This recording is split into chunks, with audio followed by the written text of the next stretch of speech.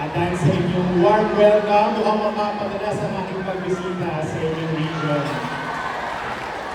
Thank you very much. Of course, it is my honor na siyabu ako na nandito ngayong araw sa Coronadal City, South Cotabato.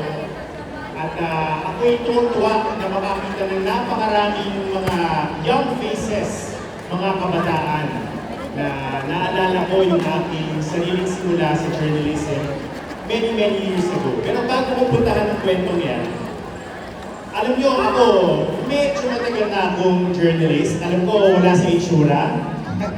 Pero 2 dekada na po ako nasa trabaho nito. Pero hanggang ngayon, kahit na marami na akong karanasan sa telebisyon at sa pamamahayag, ang totoo po, kinakabahan pa rin ako kapag naanyayaan akong magsalita sa ganito mga pag-itikon, lalo na kapag napakaraming mga nanonood. Ang totoo niyan, at alam ito ng aking mga kaibigan at ng aking mga magulang, hindi kasi po ako mahiyain. Isa po akong shy boy.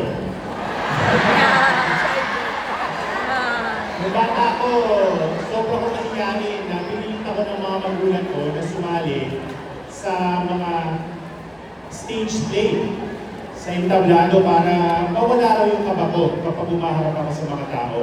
Medyo nag-work naman. At dahil dyan, nasanay na rin akong humarap sa camera, pero syempre iba pa rin kapag totoo mga tao yung kaharap mo. Minsan, naisip ko kapag nagtatalumpati, ano ba ang masasabi ko sa inyo na talagang kapaki-pakinabang? Bawat audience kasi iba, at bawat lugar ay may kanya-kanyang mga kwento.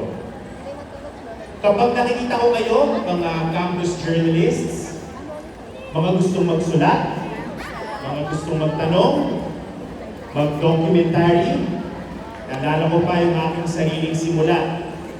Actually, late na ako nag-start sa journalism. Kanina nga nakikipagtsikahan ako sa ilan sa mga teachers natin.